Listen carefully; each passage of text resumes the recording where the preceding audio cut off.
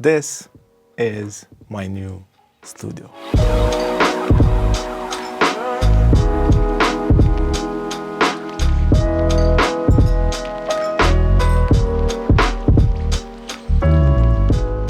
Hey guys, I know it's been a while since the last studio update, but I've been really busy trying to finish this space. It's not complete yet, but I am really excited to show you what I have done until now. In this video I want to talk about the acoustic treatment that I've done in the studio till now. I want to talk about analog pieces because I plan to change things up, and I have like a roadmap that I want to follow in the near and medium future. I have tons of updates, so let's start by talking about the acoustic treatment. As you can see, most of the studio is done with acoustic panels. I went with like really soft velvety material. I like that it has some texture. I went with a light color because I don't want the space to feel dark and moody. I want something a bit more jolly and bright and with a good vibe. The panels are not that thick. I went with 5 centimeter thickness. I don't want the room to be completely dead. I still want a lively feel to it because that's how I got used to it. I have plenty of panels in the room treating the most important points of reflections. In the back you can see that I've added some diffusion. These are from the old home studio, so I thought to myself I need to put the diffusers to use, and I brought them here and I like what they are doing. Other than that, when it comes to acoustic treatment, I have two big clouds on the ceiling that I got from the home studio. Just wrapped them in the new material, and I have those placed on the sweet spot. Also, I am planning to make my own tube bass trap. As you can see, I have the tubes.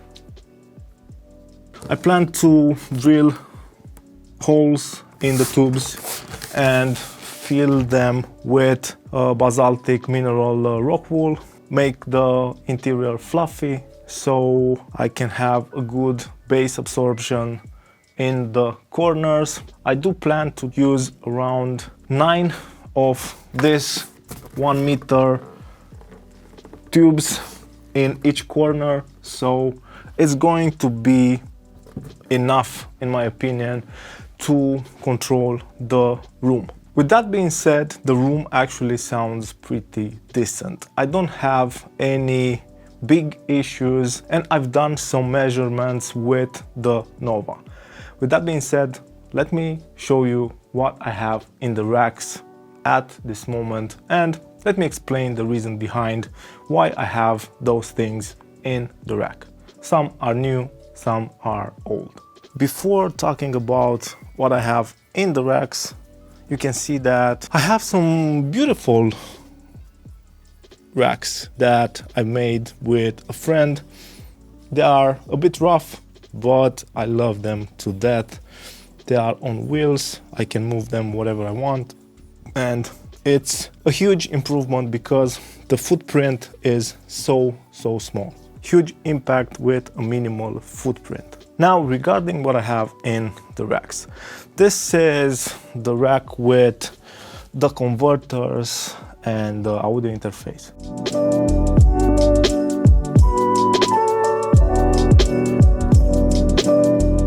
I want it that way because I want the connections between the converters and the audio interface to be as short as possible. This is the hub, the place, the heart of the entire studio. The 80 Plus, this is the mastering converter. I am taking the clock from this and I'm clocking every single piece of hardware that I have in the studio from the 80 Plus. I love it, I have videos on it, nothing else to say about it. Burl B16 with BDA4M as my DA. This is what I use to feed my mastering chain, the UFX Plus. I'm having some issues with it, with the drivers, with the Mac OS. Pretty annoying, but I still love it because of the flexibility it offers. Power supply, the Furman power conditioning, and this is a really special piece, the Trinov Nova.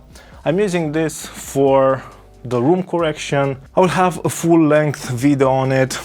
Think about it as a Sonarworks on steroids that's hardware. It's some crazy technology that helps me to achieve a better sound with any type of speakers that I put in this room. I have my mixes translate a bit better in a shorter amount of time. It's a piece that I highly recommend. The software for it is really intuitive and you can do a lot of crazy things there. Expensive, but for me it's worth it considering the amount of time that this is going to save me in the long run. I still have the Phoenix, the Elysia Music Q, and the mastering console from Dutch Audio. This is custom made. These are pieces of hardware that are not digitally recallable from the studio, and I will touch on that subject a bit later. On the right side we have the Sharecraft machine from Tegeler.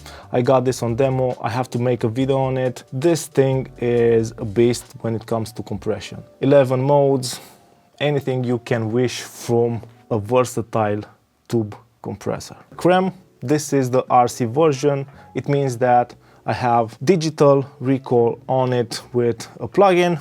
I absolutely love those. Console 1 fader from Softube. Regarding the speakers, I still use the ATCs. I do feel that they lack a bit of bass and I kind of miss that. It's possible that I will make a switch to a different brand with speakers that are more powerful because this is a bigger room and I need a bit more SPL. I will have people come in this room for critical listening and also I will need to impress, so I need deeper bass with more power. This is the thing that the ATCs are not providing for me at this moment. I had the Eves 2070, a new speaker, and I was really blown away on how those speakers sounded.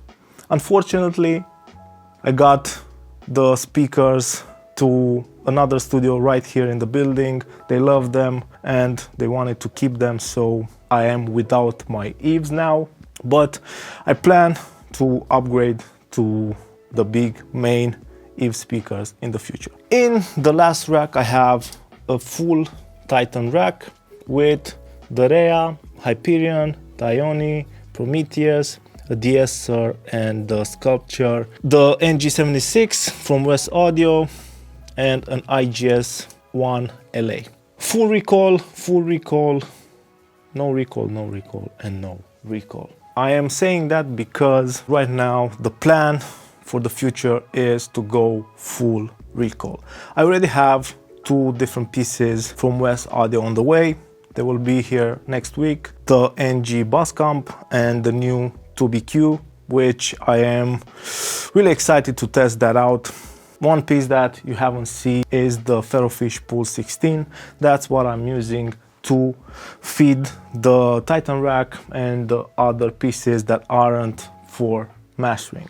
So I have 2 different paths, let's call them. One for mastering with the big boys, the 80 plus, the Burls, and one for mixing, stem mastering that I use all the time. That's it for the gear. Now I want to share with you a couple of things that I love about the studio. The first thing that I love is the fact that I have natural light, big windows, as you can see from my older videos. It's just amazing all throughout the day. Another thing that I love is the apparent electrical circuits. This is a thing that I was skeptical about, but now I actually like the look of the studio with all the pipes going through the wall and all the outlets outside the wall. This gives me the possibility to change the electric circuit at any point, if I need more outlets, if I need more circuits, if I want to separate circuits, if I want to add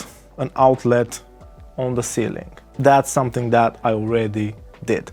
I have an outlet on the ceiling where I have the intention to place like LED strips, video lights that I plan to hang from the ceiling. It's something that makes sense for a location that's going to be a studio for a really long time. For example, if I want to make the transition to a Dolby Atmos setup, I can have circuits all throughout the room, and that's a big thing for me. I love the vibe of the room. I love how it sounds. I love the fact that I still have tons of gear, but the footprint is minimal with the desk from Zaor, with the racks that I've built. It gives me that minimalistic feel without cluttering the space that much. I still have tons of cabling, but that's what goes hand in hand with running analog. So this is the current state of the room. I will have another video when I actually finish the room with